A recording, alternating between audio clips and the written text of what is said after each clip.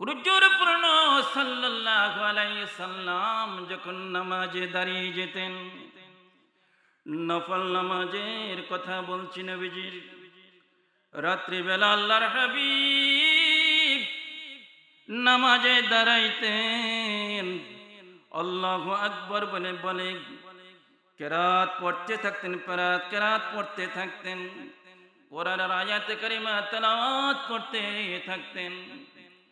এক দাঁড়ানোর ভিতরে এক পারা দুই পারা খতম হয়ে যেত। বলেন সুবহানাল্লাহ। বুখারীর বর্ণনাতে আসছে হাত্তা তারিমা কদমাহু, আল্লাহর হাবিবে দাঁড়িয়ে থাকতে থাকতে ওনার পায়াগুলো পর্যন্ত ফুলে যেত। বলেন সুবহানাল্লাহ। দাঁড়িয়ে থাকতে থাকতে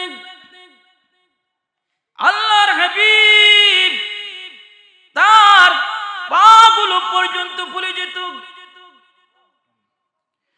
হযরত আয়েশা রাদিয়াল্লাহু তাআলা আনহা আল্লাহর হাবিবকে জিজ্ঞাসা করলেন, হাদিসের কথা বলছি, ইয়া রাসূলুল্লাহ, ইয়া হাবিবাল্লাহ, হুজুর আপনার জীবনে কোনো গুনাহ নাই, পাপ নাই, আপনার আগের গুনাহ মাফ করে দিয়েছেন আল্লাহ, পরের গুনাহ মাফ করে দিয়েছেন, আপনার জীবনে কোনো গুনাহ নাই, তারপরে আপনি কেন নামাজ আদায় করেন, এত কষ্ট করেন, আপনার পাগুলো পর্যন্ত ফুলে যাচ্ছে।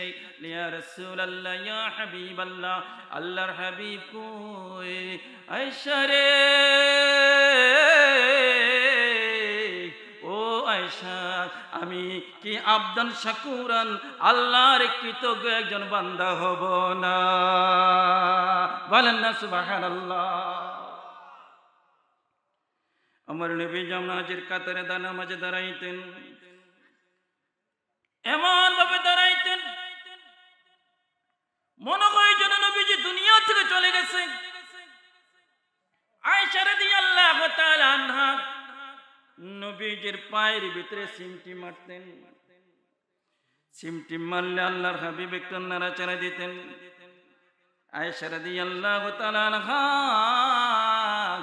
মনে করতেন আল্লাহর হাবিব জীবিত আছেন। বলেন সুবহানাল্লাহ। আল্লাহর হাবিব যখন সিজদাতে যেতেন, সিজদা থেকে মাথা উঠাইতেন না, দীর্ঘক্ষণ নবীজি সিজদার ভিতরে পড়ে থাকতেন। আয়েশা রাদিয়াল্লাহু তাআলা আনহা পাশে ঘুমাইতেন, মনে করতেন নবীজি মনে হয় সিজদার ভিতরে, আল্লাহর হাবিব মনে হয় দুনিয়া থেকে বিদায় নিয়ে গেছে, মনে হয় আমার রাসূল দুনিয়া থেকে বিদায় নিয়ে গেছেন সিজদার ভিতরে। আল্লাহর হাবিবকে আয়েশা রাদিয়াল্লাহু তাআলা আনহা চিমটি মারতেন, যখন চিমটি মারতেন আল্লাহর হাবিব নাড়াচাড়া করতেন, মনে করতেন না নবীজি সিজদাতে দুনিয়া থেকে বিদায় নেয় নাই, আল্লাহর হাবিব সিজদার ভিতরে পড়ে আছে। বলেন সুবহানাল্লাহ। আনতা ইবুদাল্লাহ কাআন্নাকা তারাকা তারাহু ফাইন লাম তাকুন তারাহু ফাইন্নাহু ইয়ারাকা। আল্লাহর হাবিব বলছেন, ও আমার উম্মতরা শোনো, যখন তোমরা নামাজের ভিতরে দাঁড়াইবা তখন তোমাদের ভিতরে এই ধারণা আসবে তুমি যেন আল্লাহ রাব্বুল আলামিনকে স্বয়ং দেখতেছো। বলেন সুবহানাল্লাহ। আপনি নামাজে দাঁড়াইছেন, আপনি যেন আল্লাহকে দেখতেছেন। আল্লাহর হাবিব বললেন, ফাইল্লাম তাকুন তারাহু ফাইন্নাহু ইয়ারাকা, যদিও তুমি আল্লাহর হাবিবকে দেখতে না পাও, তোমার আল্লাহ তোমাকে দেখতেছে। বলেন সুবহানাল্লাহ। এই ধরনের নামাজ কি আমরা পড়তে পারি না? পারি নাকি? আল্লাহর হাবিবের সেই তরিকার নামাজ পড়তে পারি, নামাজ পড়ি আল্লাহ যদি কবুল করে, কে কবুল করে? কারণ আল্লাহ রাব্বুল আলামিন পবিত্র আল কোরআন মাজিদে বলছেন, বান্দারে ও বান্দা, তোমরা নামাজ পড়ো, রোজা রাখো, তোমরা যাকাত দাও, তোমরা নামাজ পড়ো, তোমরা রোজা রাখো, তোমরা যাকাত দাও, তোমরা আমল করতে থাকো, নেক আমল করতে থাকো, তবে আমার রহমত থেকে তোমরা বঞ্চিত হইও না। বলেন সুবহানাল্লাহ। আল্লাহর দয়া ছাড়া কেউ পার হতে পারবে না। আমি বড় একজন পীর সাহেব, আমি বড় আলেম, আমি বড় একজন ডাক্তার, আমি একজন বড় সচিব, আমি মন্ত্রী, আমি এমপি, আমি বড় বুজুর্গ, আমি তাহাজ্জুদ গুজার, আমি 5 ওয়াক্ত নামাজ পড়ি, কিন্তু আল্লাহর রহমত ছাড়া জান্নাতে যাওয়া যাবে না। কার রহমত লাগবো?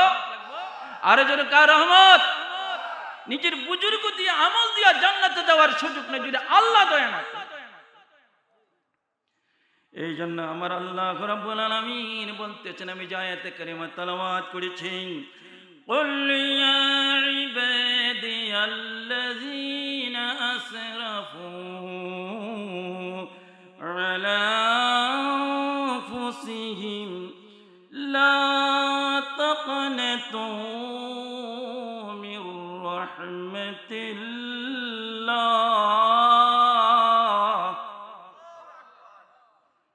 إنه هو الغفور الرحيم।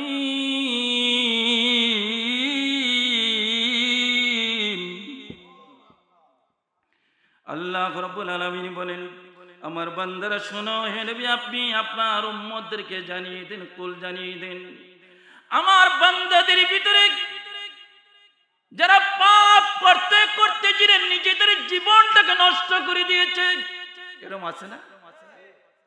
পাপ করতেছে নিজের জীবনটাকে নষ্ট করে দিয়েছে। যারা পাপ করতে করতে নিজেদের জীবনটাকে নষ্ট করে দিয়েছে, লা তাকনাতু মির রাহমাতিল্লাহ, আমার বান্দা যেন আমার রহমত থেকে বঞ্চিত না হয়, আমার বান্দা যেন আমার রহমতের আশা ছেড়ে না দেয়। হাজার কোটি পাপ করছে বান্দা, যখন 2টা পা চোখের পানি ছেড়ে আল্লাহর দরবারে কাঁদে, আল্লাহ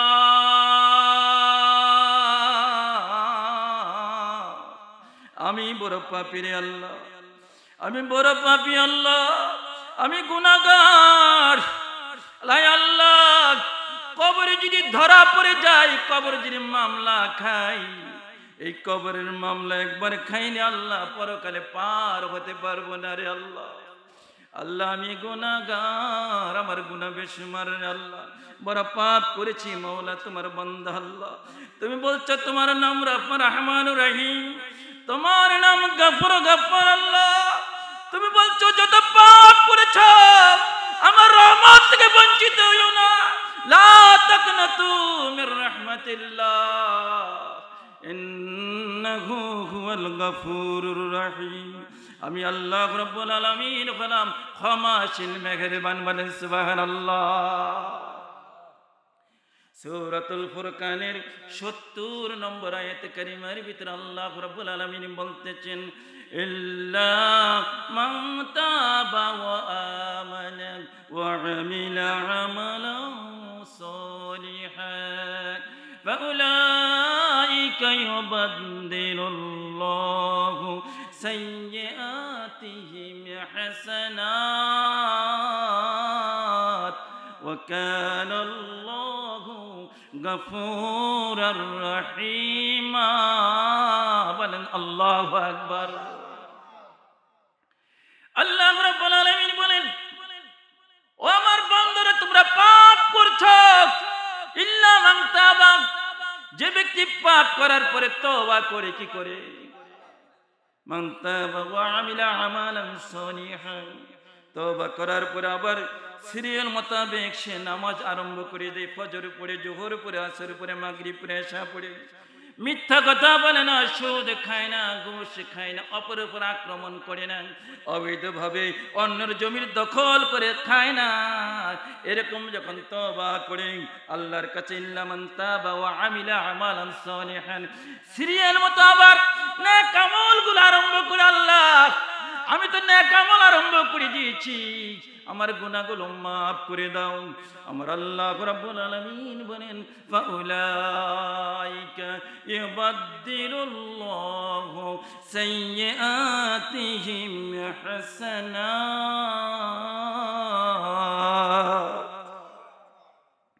আল্লাহ রাব্বুল আলামিন বলেন, বান্দারে গুনাহ করেছো, তওবা করেছো, আমি তোমার গুনাহগুলো মাফ করে দিলাম। সিরিয়াল মোতাবেক নামাজ আরম্ভ করেছো, রোজা আরম্ভ করেছো, শয়তানি বান্দরামি শেষ ছেড়ে দিয়েছো, বিভিন্ন ধরনের পাপাচারে ছেড়ে দিয়েছো। ও বান্দা, ও বান্দা, ফাউলাইকা ইউবাদদিলুল্লাহু সাইয়্যাতিহিম হাসানাত। ও বান্দা, মনে রেখো, অতীতে যতগুলো পাপ করেছো, এখন যখন তুমি সিরিয়াল মোতাবেক নেক আমল করা আরম্ভ করে দিয়েছো, তোমার অতীতের গুনাহগুলোকে আমি আল্লাহ নেকে পরিণত করে দিব।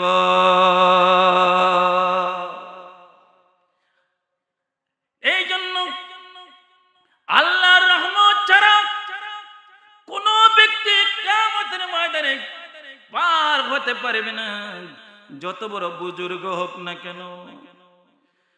কিতাবে আসছে একজন ব্যক্তি 500 বছর হায়াত পাইছে। কয়শো বছর? আর জোরে কন্যা, কয়শো বছর? 500 বছর হায়াত পাইছে। আর সে একটা সমুদ্রের মাঝখানে একটা পাহাড়ের উপরে, একটা দ্বীপের ভিতরে একটা পাহাড়ের উপরে সে প্রতিনিয়ত পাহাড়ের উপরে উঠতো, ওইটা ইবাদত করত। কি করত? পাহাড়ের উপরে উঠে উঠে ইবাদত করত। আমার আল্লাহ এই লোকটার ইবাদত দেখা পাহাড়ের নিচে একটা আঙ্গুরের ফল লাগিয়ে দিয়েছেন। বলেন সুবহানাল্লাহ। একটা আঙ্গুরের ফল, একটা আঙ্গুরের ফল নিচে একটা গাছ নিচে আমার আল্লাহ লাগিয়ে দিয়েছেন। আল্লাহর কুদরতে একটা গাছ উঠে গেছে। সারাদিন লোকটা পাহাড়ের উপর উঠে ইবাদত করে, সকাল বেলা পাহাড় থেকে নিচে নেমে আঙ্গুর খায়, আল্লাহর দেওয়া কুদরতি ফল খায়। বলেন সুবহানাল্লাহ। আবার ঝর্ণাও আছে, ঝর্ণা থেকে একটু পানি খায়। আবার পাহাড়ের উপরে উঠে উঠিয়া ইবাদত করে, আল্লাহর দরবারে কান্নাকাটি করে, মাবুদ ও আল্লাহ, তোমার প্রেমে পাগল হইয়া বাড়িঘর পর্যন্ত ছেড়ে দিলাম। তোমার প্রেমে পাগল হইয়া আল্লাহ বাড়িঘর পর্যন্ত ছেড়ে দিলাম গো মাবুদ। লাই আল্লাহ সেজদাতে গিয়া কান্দে, কয় আল্লাহ আমাকে যখন মরণ দিবা, সেজদা অবস্থা আমার মরণ দিও। বলেন সুবহানাল্লাহ। কি কয়? আল্লাহ ও আল্লাহ, আমাকে যদি মরণ দাও, সেজদা অবস্থা আমার মরণটা দিও আল্লাহ। আমি যাতে সেজদা অবস্থায় তোমার কাছে উঠতে পারি হাশরের ময়দানে। আল্লাহ আমার সেজদা অবস্থায় মরণ দিও। বলেন সুবহানাল্লাহ। এই লোকটা 500 বছর পর্যন্ত হায়াত পাইছে। লোকটা যখন হাশরের ময়দানে উঠবে, কারণ যে লোকটা 500 বছর হায়াত পাইছে তার আমলনামা ভরপুর। তার আমলনামা কি? মনের ভিতরে একটু অহংকার, তার ভিতরে মনের ভিতরে কি একটু অহংকার। আমি 500 বছর পর্যন্ত তাবেদারি করছি, আল্লাহর ইবাদত করেছি, নামাজ ছাড়ি নাই, রোজা ছাড়ি নাই, আমল ছাড়ি নাই। আজকে হাশরের ময়দানে লোকটাকে আল্লাহ রাব্বুল আলামিন উঠাবেন। উঠানোর পরে আমার আল্লাহ লোকটাকে জিজ্ঞাসা করবেন, আমার বান্দা দুনিয়াতে তুমি 500 বছর পর্যন্ত আমল করেছো, অনেক নেক তোমার আমলনামার ভিতরে আছে রে বান্দা। ও বান্দা, তোমার এই নেকগুলো যদি এক পাল্লায় রাখা হয়, তুমি কি এই নেকের দ্বারা জান্নাতে যেতে পারবা? বলেন সুবহানাল্লাহ। তুমি কি তোমার নেকের দ্বারা জান্নাতে যেতে পারবা? লোকটা কয় আল্লাহ, ও আল্লাহ, আল্লাহ, ও আল্লাহ, বলো কি আমি কি নেকের দ্বারা জান্নাতে যেতে পারবো না? আমি 500 বছর পর্যন্ত তোমার গোলামি করেছি আল্লাহ, কোনো কাজ বাদ দেই নাই, কোনো আমল বাদ দেই নাই, আমি আমার নেকের দ্বারা জান্নাতে যেতে পারবো। কি কয় আল্লাহ? লোকে হাদিসে আসছে, হাদিসের কথা বলছে, আল্লাহ আমি আমার নেকের দ্বারা জান্নাতে যেতে পারবো। আমার আল্লাহ ফেরেশতাদেরকে ডেকে বলে, ফেরেশতারা রে, আমার এই বান্দা বলে কি তার ভিতরে অহংকার ঢুকে গেছে। কি ঢুকছে? অহংকার ঢুকে গেছে তার ভিতরে, সে নাকি তার নেক দ্বারা জান্নাতে যেতে পারবে। ও ফেরেশতারা, একটা কাজ করো, এই আমার বান্দাকে জাহান্নামের কিনারা থেকে, অর্থাৎ জাহান্নাম থেকে 500 বছরের রাস্তা দূর। কত বছর? জাহান্নাম থেকে 500 বছরের রাস্তা দূরে রাখি আমার বান্দাকে জাহান্নামের কিনারা থেকে তুমি ঘুরে আনো। বলেন সুবহানাল্লাহ। জাহান্নামের সাথে না, জাহান্নাম থেকে 500 বছরের রাস্তা দূরে। কয়শো বছর? 500 বছরের রাস্তা দূরে। সেখান থেকে আমার এই বান্দাকে তুমি ঘুরিয়ে আনো। বান্দা বলতে যেতে পারবে, একটু ঘুরে আনো। তখন ফেরেশতারা করবে কি, তাকে জাহান্নামের কিনারে নিয়ে আসবেন। জাহান্নাম থেকে 500 বছর রাস্তা দূরে, সেখানে নিয়ে আসবেন। সেখান থেকে ঘুরানো আরম্ভ করবে আর বলবে, ও আল্লাহর বান্দা, ও বান্দা, ওই দেখো, ওই যে জাহান্নাম দেখা যায়, জাহান্নামের গরম যখন সে তার গায়ের ভিতরে লাগবে, সে সহ্য করতে পারবে না। 500 বছরের রাস্তা, 500 বছরের রাস্তা দূরে আছে। জাহান্নামের গরম যখন, তাপ যখন তার গায়ের ভিতরে আসবে, সে সহ্য করতে পারবে না। তার অবস্থা এমন হবে, শরীরটা গরমাক্ত হয়ে যাবে, এমন অবস্থা তার জ্বলজ্বলা তার ভিতরে পয়দা হবে, তার এই জিহ্বাটা নাভি পর্যন্ত জ্বলে যাবে, পিপাসায় তৃষ্ণায় তার গলাটা শুকিয়ে যাবে, সে ছটফট করতে থাকবে পানির জন্য। আর তার যে সাথে ফেরেশতা আছে, ফেরেশতাকে বলবে, ফেরেশতা রে, ও ফেরেশতা, আমার গলাটা শুকিয়ে গেছে, বুকটা ফেটে যাচ্ছে, তৃষ্ণা খুব বেশি পেয়েছে, একটু পানি দাও, আমি পানি পান করব। জাহান্নামের আগুনের তাপ সইতে পারতেছি না, আমাকে এখান থেকে সরিয়ে নাও, আমার বড় তৃষ্ণা পেয়েছে, আমার জিহ্বাটা ঝুলে গিয়েছে, আমার কঠিন অবস্থা, আমি মরে যাব, পানির পিপাসে একটু পানি দাও, একটু পানি দাও। ওই যে ওই ফেরেশতার কাছে পানি কামনা করবে, এমন সময় আমার আল্লাহ ফেরেশতাকে ডাক দেবে, ফেরেশতা রে, ও ফেরেশতা, আমার বান্দাকে তোমার কাছে পানি চায়, আল্লাহ পানি চাই, 1 গ্লাস পানি চাই, একটু তৃষ্ণা নিবারণ করার জন্য। জাহান্নামের গরম আগুন সে সহ্য করতে পারতেছে না, তার কলিজা বের হয়ে যাচ্ছে, তার জিহ্বা বের হয়ে যাচ্ছে, তার বুকটা ফেটে যাচ্ছে তৃষ্ণার কারণে। 1 গ্লাস পানি চাই। আমার আল্লাহ রাব্বুল আলামিন বলবেন, আমার বান্দাকে বলবা আমি 1 গ্লাস পানি দিব, তার বিনিময়ে তার জীবনের 500 বছরের ইবাদত আমাকে দিয়ে দিতে হবে। বলেন না সুবহানাল্লাহ। কত ইবাদত! পানি কয় গ্লাস? আমগো অবস্থা কি? একটু চিন্তা করি। 1 গ্লাস পানি 500 বছরের ইবাদত দিতে রাজি হয়ে গেছে। এবার ফেরেশতা বলবে, তোমাকে পানি দিতে রাজি আছি 1 গ্লাস, তোমার জীবনের সমস্ত নেক আমলগুলো দিয়ে দিতে হবে, 500 বছরের ইবাদত দিয়ে দিতে হবে। ফেরেশতা বলো কি?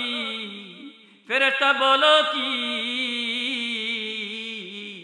আমার জীবনের 500 বছরের ইবাদত দিয়ে দিব, 1 গ্লাস পানি দিব, আমি আর সইতে পারি না, আমার জীবনের 500 বছরের ইবাদত দিয়ে দিব।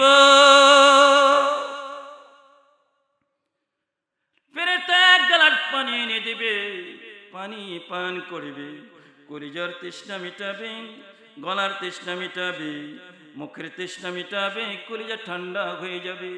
এবার আমার আল্লাহ ডাক দিবে ওই লোকটাকে, ও আল্লাহর বান্দারে, এখন তোমার আমল নামায় কি আছে? আমল নামে আসেনি কিছু? ও আমার বান্দারে, এখন তোমার আমল নামায় কি আছে? আল্লাহ রে, ও আল্লাহ, আমার আমল নামার ভিতরে কোন নেক আমল নাই। আল্লাহ, আমার আমল নামার ভিতরে কোন নেক আমল নাই। এক গ্লাস পানির বিনিময়ে 500 বছর আমল তো দিয়ে দিলাম আল্লাহ। আমার আল্লাহ বলবেন, এখন তোমার তো জাহান্নাম ছাড়া উপায় নাই, তুমি তো জাহান্নামে যেতে হবে জাহান্নামে। লোকটার সাথে সাথে হাসরের ময়দানে সিজদায় পড়ে যাবে। কোথায় পড়ে যাবে? আল্লাহর দরবারে কাঁদবে, আল্লাহ বুঝেছি আমার ভিতরে অহংকার চলে আসছে। কি চলে আসছে? ইন্নাল্লাহা লা ইউহিব্বুল মুতাকাব্বিরিন। আল্লাহ রাব্বুল আলামিন বলেন, যারা নেক আমল করে আবার অহংকার করে তাদেরকে আমি পছন্দ করি না। আমার আল্লাহ বলছে, যারা নেক আমল করে আবার তারা নেক আমল করে কিন্তু ভিতরে অহংকার বলে, আমি তাহাজ্জুদ পড়ছি। শোনায় না, এমন লোক আছে না? আমি কালকে তাহাজ্জুদ পড়ছি, আমি আউয়াবিন পড়ছি, আমি শাক পড়ছি, এগুলা শোনাইতে নাই, এগুলা কি করতে নাই? তাহলে আপনার ভিতরে অহংকার চলে আসবে। কি চলে আসবে? অহংকার চলে আসবে। 5 ওয়াক্ত নামাজ জামাতের সাথে পড়ি, এগুলা বলতে নাই। আপনি 5 ওয়াক্ত পড়তেছেন, আল্লাহ দেখতেছে, মানুষ দেখতেছে, আপনি এই কথা বলতে নাই। আপনি তাহাজ্জুদ পড়তেছেন, এই কথা বলতে নাই। আপনি আউয়াবিন নামাজ পড়তেছেন, এই কথা বলতে নাই। আপনি এশাকের নামাজ পড়তেছেন, এই কথা বলতে নাই। আপনি বেশি বেশি কোরআন তেলাওয়াত করেন, এই কথা বলতে নাই। আপনি বেশি বেশি তাসবিহ পড়েন, এই কথা বলতে নাই। কি কথা বলতে নাই? আপনি বেশি বেশি তাসবিহ পড়তেছেন। আল্লাহর হাবিব সরকারে কায়নাত যখন মেরাজে গেলেন, কোথায় গেছেন? মেরাজে গেলেন। মেরাজে যাওয়ার পরে হযরত ইব্রাহিম আলাইহিস সালামকে দেখলেন বাইতুল মামুরের সাথে হেলান দিয়ে দাঁড়িয়ে আছে। কোথায় দাঁড়িয়ে আছে? বাইতুল মামুরের সাথে হেলান দিয়ে দাঁড়িয়ে আছে। আল্লাহর হাবিব হযরত ইব্রাহিম আলাইহিস সালামকে সালাম দিলেন। কি করলেন? সালাম দিলেন। সালাম দিয়ে বললেন, ও মুহাম্মদ। ইব্রাহিম নবীজি নবীকে বলতেছে, ও মুহাম্মদ। দেখা কোথায় ইব্রাহিম নবীর সাথে? বাইতুল মামুর। কোথায় দেখা? ইব্রাহিম বলতেছেন, ইব্রাহিম আলাইহিস সালাম বলতেছেন, ইয়া মুহাম্মদ আকরি উম্মাতাকা মিন্নি সালাম। হে মুহাম্মদ, আমার পক্ষ থেকে আপনার উম্মতদেরকে একটা সালাম দিবেন। কি দিবেন? সালাম দিছে কে? জাতির পিতা ইব্রাহিম আলাইহিস সালাম। মিল্লাতা আবিকুম ইব্রাহিম, জাতির পিতা ইব্রাহিম আলাইহিস সালাম আমাদেরকে সালাম দিচ্ছে। হে মুহাম্মদ, আকরি মিন্নি উম্মাতাকা সালাম, আপনি আমার পক্ষ থেকে আপনার উম্মতদেরকে সালাম দিবেন। ও আখবিরহুম, এবং তাদেরকে আপনি একটা সুসংবাদ দিবেন। কি সংবাদ? আপনি তাদেরকে একটা সুসংবাদ দিবেন। কি সুসংবাদ? ও মুহাম্মদ, ইন্নাল জান্নাতা তাইয়্যিবাতুত তুরবাতে। মুহাম্মদ, ও মুহাম্মদ, আপনি আপনার উম্মতদেরকে সংবাদ দিবেন। কি সংবাদ? 1 নম্বর সংবাদ হলো আপনার উম্মতদেরকে জানিয়ে দিবেন জান্নাতের মাটিগুলো সুগন্ধযুক্ত মাটি। জান্নাতের মাটি কি মাটি? ইন্নাল জান্নাতা তাইয়্যিবাতুত তুরবাতি, জান্নাতের মাটিগুলো সুগন্ধি। আমাদের দুনিয়ার মাটিগুলো সুগন্ধি না, কিন্তু জান্নাতের মাটিগুলো সুগন্ধি। ও আযবাতুল মাই, জান্নাতের পানিগুলো হলো মিষ্টি। জান্নাতের পানি কি? 2 নম্বর আপনি আপনার উম্মতদেরকে জানিয়ে দিবেন জান্নাতের মাটি হলো 1 নম্বরে সুগন্ধি, 2 নম্বর আযবাতুল মাই, জান্নাতের পানি হলো মিষ্টি, 3 নম্বর ওয়ান্নাহু কিয়ানিক, জান্নাতের মাটিগুলো হলো সমতল। জান্নাতের মাটি কি? এখান থেকে যদি আপনি লালমাই যান, এখানের মাটি উঁচু নিচুকে একরকম হবে না। এখান থেকে আমেরিকা গেলে, সৌদি আরব গেলে, ঢাকা গেলে বিভিন্ন জায়গায় দেখবেন এক এক স্তরের মাটি, সমতল মাটি না, এখানে একরকম সমতল, আবার আরেকখানে গেলে আরেক রকম সমতল। আল্লাহর হাবিবকে ইব্রাহিম আলাইহিস সালাম বলতেছেন 3 নম্বর আপনার উম্মতদেরকে আপনি জানিয়ে দিবেন ওয়ান্নাহু কিয়ানি, জান্নাতের মাটিগুলো হলো সমতল। এই 3টা কথা জানিয়ে দিবেন। আরেকটা কথা জানাবেন, ওয়াইন্না দিরাসাহা, সুবহানাল্লাহ বলেন, আলহামদুলিল্লাহ, লা ইলাহা ইল্লাল্লাহ, আল্লাহু আকবার। জান্নাতের এই সমতল ভূমিগুলো কিন্তু খালি পড়ে আছে। আপনার কোন উম্মত যদি জান্নাতের ভিতরে গাছ লাগাইতে চায়, কি লাগাইতে চায়? আরো জোরে কি লাগে? সুন্দর কথা, আপনার মনোযোগ শুনবেন, আমলটা করবেন। আপনার কোন উম্মত যদি জান্নাতের ভিতরে গাছ লাগাইতে চায়, জান্নাতের ফল খাইতে চায়, দুনিয়া থেকে ফলের চারা, গাছের চারা রোপণ করে জান্নাতে আসতে হবে। আল্লাহর হাবিব বললেন ফলের চারা রইবে, গাছের চারা রইবে, সেগুলো কি? আল্লাহর হাবিবকে ইব্রাহিম নবী জানাচ্ছেন 1 নম্বরে আপনার উম্মতরা সুবহানাল্লাহ বেশি বেশি পড়বে, কি? 2 নম্বরে পড়বে আলহামদুলিল্লাহ, 3 নম্বরে পড়বে লা ইলাহা ইল্লাল্লাহ, 4 নম্বরে পড়বে আল্লাহু আকবার। এটা তিরমিজি শরীফের হাদিস। বলেন সুবহানাল্লাহ। আপনার উম্মতরা যদি সুবহানাল্লাহ বলে, আলহামদুলিল্লাহ বলে, আল্লাহু আকবার বলে, লা ইলাহা ইল্লাল্লাহ, এই শব্দগুলো উচ্চারণ যে যত বেশি করবে, এক একটা সুবহানাল্লাহর বিনিময়ে, এক একটা আল্লাহু আকবার বলার বিনিময়ে, একটা লা ইলাহা ইল্লাল্লাহ এই কথা বলার বিনিময়ে, একটা আল্লাহু আকবার বলার বিনিময়ে, সাথে সাথে ওই যে সমতল ভূমিতে আমার আল্লাহ রাব্বুল আলামিন গাছ রোপণ করে দিবে। তাইলে আমরা বেশি বেশি সুবহানাল্লাহ পড়বেন না? হাঁটতেছি, চলতেছি, দোকানের ভিতরে আড্ডা দিবেন না। গাড়িতে উঠছি, ঢাকা যাব, সুবহানাল্লাহ। আবার রওনা করে রাস্তা দিয়ে সুবহানাল্লাহ। আবার মসজিদে আসছি, 33 বার সুবহানাল্লাহ, 33 বার আলহামদুলিল্লাহ, 34 বার আল্লাহু আকবার বলবো। এগুলো বলতে পারবো না, সহজ কথা না এগুলা। তার বিনিময়ে কি হবে? জান্নাতে গাছ রোপণ করা হবে। আপনি দুনিয়া থেকে জান্নাতে যাবেন, গিয়ে দেখবেন আপেলের গাছ হয়ে গেছে, খেজুরের গাছ হয়েছে, আঙ্গুরের বাগান হয়ে গেছে। আপনি জিজ্ঞাসা করবেন আল্লাহ এত আঙ্গুরের বাগান, এত ফলের বাগান কোত্থেকে আসলো?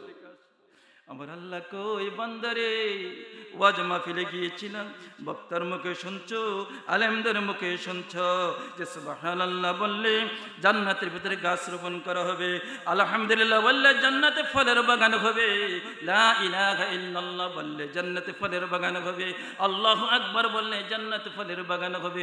তোমরা আলেমের মুখে শুনে, কিতাব থেকে যখন এই কথাগুলো শুনেছো, আমল করেছো, তার বিনিময়ে আমি আল্লাহ তোমাদের জন্য জান্নাতের ভিতরে হাজার হাজার কোটি কোটি ফলের বাগান রেডি করে রেখেছি।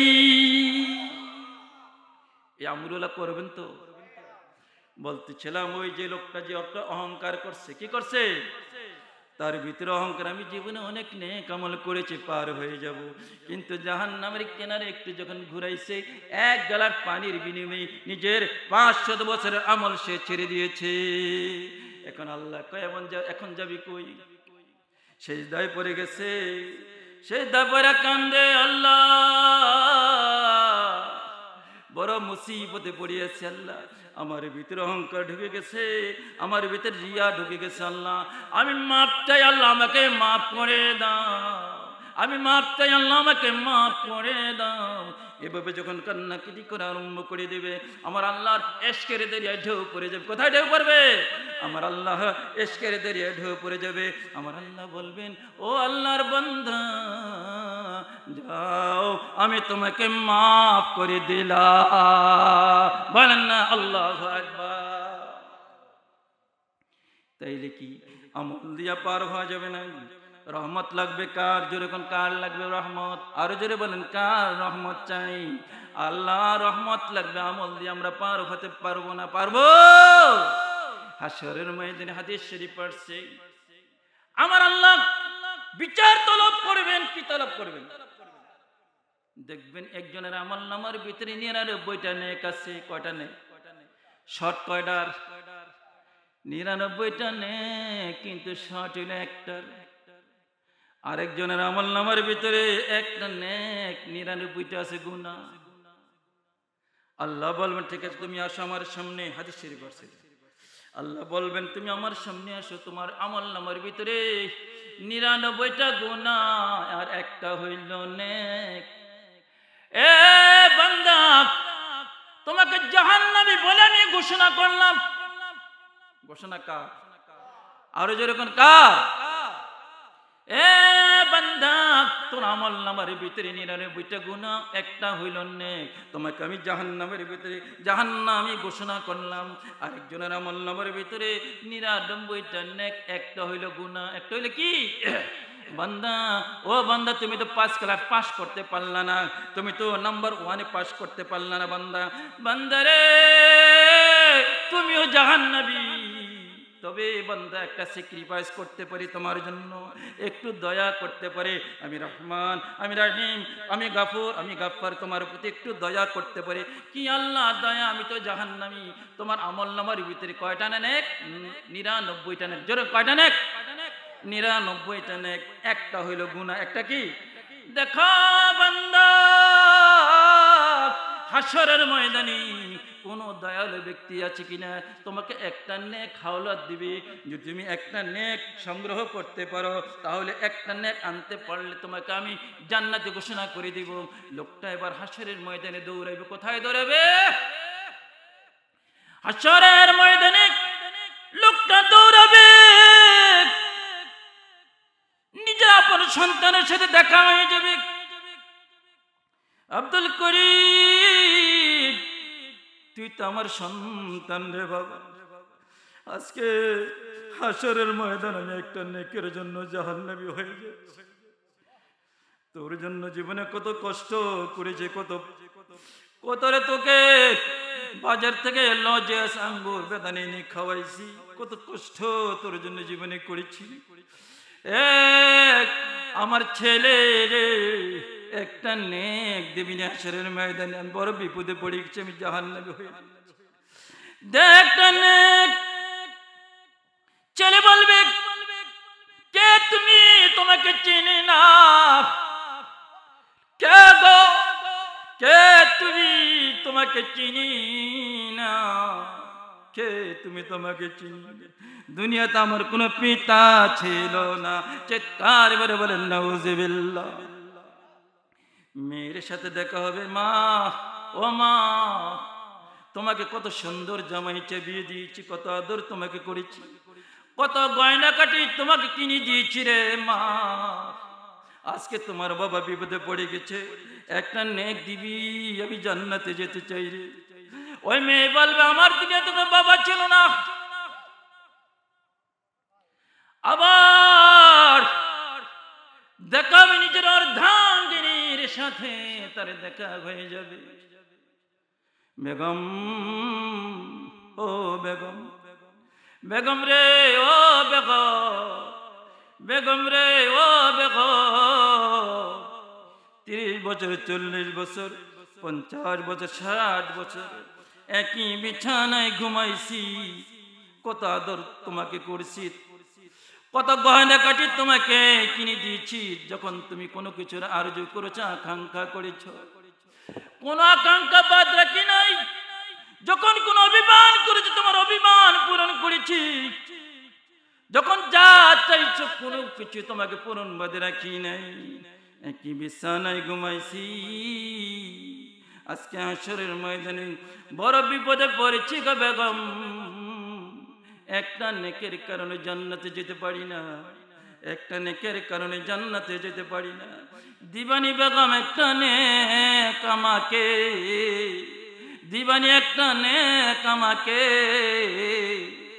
এবার বেগম বলবি, ও তুমি কি, তোমাকে আমি চিনি না? দুনিয়াতে আমার কোনো স্বামী ছিল না। বলেন না নাউজুবিল্লাহ। কে গো তুমি? তোমাকে চিনি না। দুনিয়াতে আমার কোনো স্বামী ছিল না। এবার স্বামীর কাছ থেকে, স্ত্রীর কাছ থেকে স্বামী বঞ্চিত হয়ে গেল, মেয়ের কাছ থেকে স্বামী মা বাবা বঞ্চিত হয়ে গেল, ছেলের কাছ থেকে বাবা বঞ্চিত হয়ে গেল। বঞ্চিত হওয়ার পরে এই হাসরের ময়দানে ঘুরতেছে আমার আল্লাহ রাব্বুল আলামিন পবিত্র আল কোরআন মাজিদের 30 পারার ভিতরে বলেছেন, ইয়াউমা ইয়াফিরুল মারউ মিন আখিহি ওয়া উম্মিহি ওয়া আবিহি ওয়া সাহিবাতিহি ওয়া বানিহি। ও দুনিয়ার বান্দারা, জেনে রাখো হাসরের ময়দানে সন্তান তার পিতা থেকে দৌড়াবে, পিতা তার সন্তান থেকে দৌড়াবে, স্বামী তার স্ত্রীকে দেখলে দৌড়াবে, স্ত্রী তার স্বামীকে দেখলে দৌড়াবে, মেয়ে তার বাবাকে দেখলে দৌড়াবে, বাবা তার মেয়েকে দেখলে দৌড়াবে, স্ত্রী তার স্বামীকে দেখলে দৌড়াবে, বন্ধু তার বন্ধুকে দেখলে দৌড়াবে।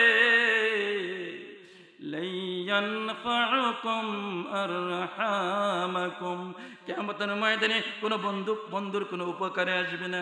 দুনিয়াতে কত বন্ধু আছে, কিন্তু বিপদে পড়লে হাসরের ময়দানে কারো কোনো বন্ধু উপকারে আসবে না। বলেন না নাউজুবিল্লাহ। আমার ভাইরা, লোকটা হাসরের ময়দানে ঘুরবে পাগলের মতো, পাগলার মতো হাসরের ময়দানে ঘুরবে। একটা নেকের জন্য একটা নেকে দে রে দে, একটা নেক আমাকে দে। আমি জান্নাতে যেতে চাই, আমি জাহান্নামে যেতে চাই না। কারণ জাহান্নাম এমন একটা জায়গা, নারুল্লাহিল মুকাদাতুল্লাতি তাত্তালিউ আলাল আফিদা। দুনিয়াতে যদি আগুন লাগে, হাতে আগুন লাগলে হাতের হাত জ্বলে, পায়ে আগুন লাগলে পা জ্বলে, মাথাতে আগুন লাগলে মাথা জ্বলে, অঙ্গ প্রত্যঙ্গে আগুন লাগলে অঙ্গ প্রত্যঙ্গে জ্বলে। কিন্তু জাহান্নামের আগুন যখন আপনার গায়ের ভিতরে, জাহান্নামী নিয়ে জাহান্নামের আগুন যখন কোন বান্দার গায়ের ভিতরে লাগবে, সর্বপ্রথম যে কলিজার ভিতরে আগুনটা লাগবে, কোথায় লাগবে? সর্বপ্রথম কলিজায় আঘাত করবে, কলিজাকে দাউ দাউ করে জ্বলবে, কলিজা একেবারে ছারখার হয়ে যা আগুনে পুড়ে যাবে। তাত্তালিউ সূরা ওয়াইলের ভিতরে তাত্তালিউ আলাল আফইদা নারুল্লাহিল মুকাদাতুল্লাতি তাত্তালিউ আলাল আফইদা। যখন নাকি বান্দাকে আগুনে স্পর্শ করবে, জাহান্নামের আগুনে, সর্বপ্রথম বান্দার কলিজাটা ঠাস ঠাস করে জ্বলে যাবে। আমার ভাইরা, ওই লোকটা বলে আমি জাহান্নামে যেতে চাই না। হাসরের ময়দানে ঘুরবে, নেকের জন্য ঘুরবে, একটা নেক দরকার। ঘুরতে ঘুরতে দেখবে একটা জায়গায় একটা লোক বসে আছে, বসে বসে কাঁদতেছে। হ্যাঁ, আমি তার আমল নামা কয়টা নেক? একটা নেক, 99টা গুনাহ। বসে বসে কাঁদতেছে। আল্লাহর পরীক্ষা, হাদিসে আসছে আল্লাহর পরীক্ষা। ওই লোকটা একটা নেক, 99টা গুনাহ। আমি তো হায় পাপী, আমি তো জাহান্নামে যাইব, অসুবিধা নাই, জাহান্নামে যাইব। এই বলে লোকটা কাঁদবে আর চিৎকার করতে থাকবে। ওই লোকটার কাছে যাবে, বলবে ভাই আপনি কেন কাঁদেন? ও ভাই কেন কান্দি জানুনি? কি ভাই আপনি কেন কাঁদেন? আপনি কেন কাঁদেন? ভাইরা আমি তো কান্দি, আমার আমলনামার ভিতরে 99টা নেক আছে, 99টা নেক আছে, একটা গুনাহ আছে। একটা নেকের দরকার, একটা নেক হইলে আমি পার পাই। কয়টা নেক? একটা নেকের দরকার, একটা নেক হলে আমি জান্নাতে চলে যাব। আজকে হাসরের ময়দানে ঘুরলাম, ছেলের সাথে দেখা হইছে নেক দেয় না, মেয়ের সাথে দেখা হইলে মেয়ে দেয় না, আমার স্ত্রীর সাথে দেখা হইল, স্ত্রী আমাকে নেক দিল না, আমার বন্ধুদের সাথে দেখা হইল, বন্ধুরা নেক দিল না, কেউ আমাকে নেক দেয় না। একটা নেক, আমার একটা নেকের প্রয়োজন। ওই লোকটা বলবে ভাই আপনার একটা নেকের প্রয়োজন, ঠিক আছে, আমার আমল নামার ভিতরে 99টা গুনাহ আছে, একটা মাত্র নেক আছে। কয়টা নেক? আমি তো এমনি জাহান্নামী, মাচ ওয়েটিং সি, আমি ওয়েটিং আছি, আমি তেমনি জাহান্নামী। ও আল্লাহর বান্দা, আমি তোমাকে ফিরিয়ে দেব না, ফিরিয়ে দেব না, তোমাকে ফিরিয়ে দেব না। বান্দারে, আমার একটা নেক আমি আল্লাহর সন্তুষ্টির জন্য তোমাকে দিয়ে দিলাম। বলেন না মারহাবা। লোকটা এবার খুশি। ও হুজুরকে নিয়ে আসো। লোকটা এবার খুশি। লোকটা কি? লোকটা এবার খুশি, একটা নেক পাইছে। নেকটা লইয়া দৌড় মারবে আল্লাহর কাছে। এক দৌড় আমার আল্লাহর সামনে এসে হাজির। আল্লাহ আল্লাহ, ও আমার আল্লাহ, আল্লাহ বলেন আল্লাহ, ও আমার আল্লাহ, আল্লাহ ও আমার আল্লাহ, আল্লাহ রে ও আল্লাহ, একটা নেক খুঁজে পাইছি। এ আল্লাহ, আল্লাহ দেখে তারপরে জিজ্ঞাসা করেন আল্লাহু আকবার। আল্লাহ দেখে তারপর আল্লাহ জিজ্ঞাসা, আল্লাহ একটা নেক পাইছি। ও বান্দা, কে রে এমন নেকটা তোমাকে দিল? কে দিল? আল্লাহ, তোমার ছেলে দিয়েছে না মেয়ে দিয়েছে না স্ত্রী দিয়েছে? কে নেকটা দিল? আল্লাহ, আমার স্ত্রী নেক দেয় নাই, আমার সন্তানেরা নেক দেয় নাই, আমার বন্ধু বান্ধবরা আমাকে নেক দেয় নাই। আল্লাহ আল্লাহ, একটা লোক আমাকে একটা নেক দিয়েছে, তার আমল নামের ভিতরে 99টা গুণ, একটা হইল নেক। লোকটাকে আমি তো জাহান্নামী হয়ে যাচ্ছি, আমার কপালে জাহান্নাম ছাড়া কিছু নাই, একটা নেক আমার দরকার নাই, একটা নেক আমাকে দিয়ে দিয়েছে আল্লাহ। নেকটা পাইছি আর তোমার কাছে দৌড় মারছি। আল্লাহ বলবে, আমার বান্দা শোনো, যে লোকটা তোমাকে একটা নেক দান করলো, ওই লোকটাকে ছাড়া কোনো রায় দিতে পারবো না, ওই লোকটাকে ছাড়া কোনো রায় দিতে পারবো না, ওই লোকটাকে ছাড়া কোনো রায় দিতে পারবো না। লোকটাকে নিয়ে আসো, যাও খুঁজে লোকটাকে নিয়ে আসো। এবার লোকটাকে খুঁজবে, দৌড়াইতে থাকবে, দৌড়াইয়া লোকটাকে খুঁজবে, খুঁজে এবার বলবে, ভাই চলেন। লোকটা আসতে যাবে না। আরে ভাই কোথায় নিয়ে যান? আল্লাহ কইছে যাইতে। আল্লাহ কে কইছে? আর আল্লাহ কইছে যাইতে, আল্লাহ কইছে যাইতে। ভাই আমি যাব না, আমি জাহান্নামী। না জানি গেলে ইডা মেরা জাহান্নামের ভিতরে পাইলে, আমাকে না জানি জাহান্নামের ভিতরে ফেলে দেয়। খুজুহু ফাগুল্লুহু সুম্মাল জাহিম ফাসাল্লুহু। আমি গেলে আমাকে না জানি জাহান্নামের ভিতরে ফেলে দেয়। না, আপনাকে না নিলে আমি তো জান্নাতে যেতে পারবো না। লোকটাকে নিয়ে আবার আল্লাহ রাব্বুল আলামিনের সামনে হাজির হবে। আল্লাহ আল্লাহ, ও আমার আল্লাহ, আল্লাহ এই যে লোকটা আমাকে একটা নেক দিয়েছে, বলেন সুবহানাল্লাহ। আমার আল্লাহ রাব্বুল আলামিন বলবেন, এ বান্দা, তুমি তাকে নেক আমল দিয়েছো, বড় করুণা করেছো। পৃথিবীতে এত করুণার অধিকারী হাশরের ময়দানে আর কেউ হইতে পারে না। নারে তাকবীর। আলহাজ হযরত মাওলানা মুর্শিদ আলম সিরাজি সাহেব, নারে তাকবীর। আসেন, হুজুরকে নিয়ে আসেন। আমিও আলোচনা শেষ করে দিচ্ছি। এবার লোকটা বলবে, আল্লাহ এই লোকটা আমাকে নেক দিছে। কি দিছে? আমাকে একটা নেক দিছে, আমার 100টা নেক হইছে। আমার আল্লাহ বলবেন, যে লোকটা তোমাকে এত বড় দয়া করলো, হাশরের ময়দানে কেউ কারোর প্রতি কোনো দয়া করে না। আজকে লোকটা তোমার প্রতি দয়া করছে, দরদ দেখাইছে।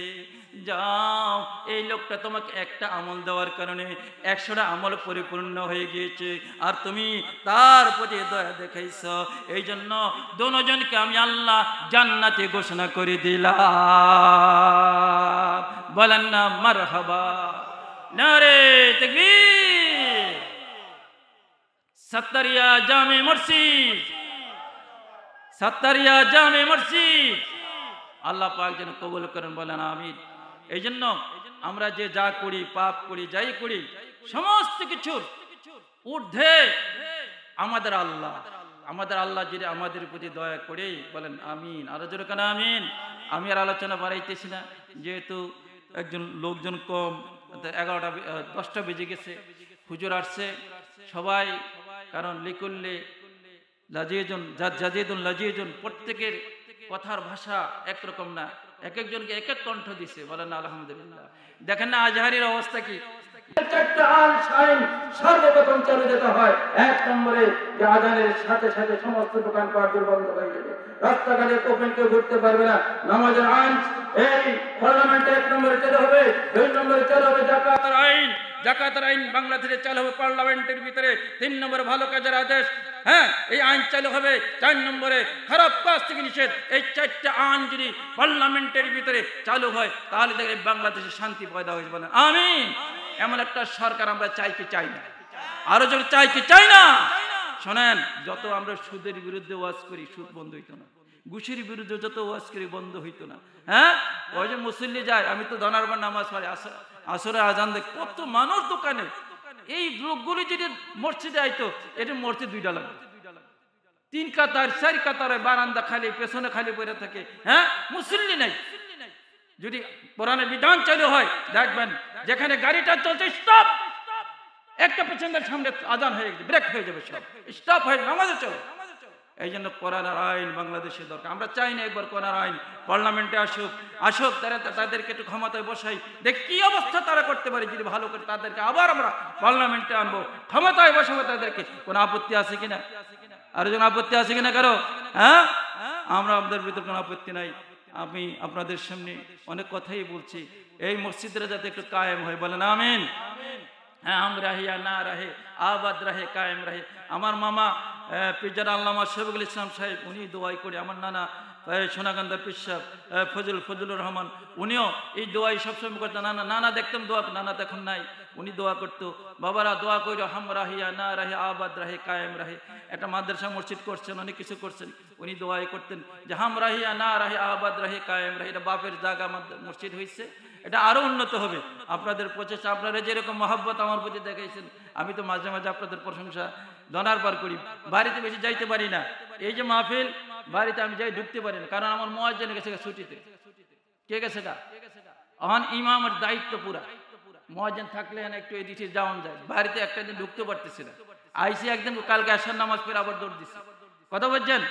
হ্যাঁ, গতকালে বিকালে আইসে, বকালে বিকালে আসলে আমি কেমনি একটু ওয়ার্কিং করি, বাড়িতে যাইতে 2 মসজিদ আছে, ওনারা যদি যাইতাম আরো লোকজন হয়তো আসুক, মনে হয়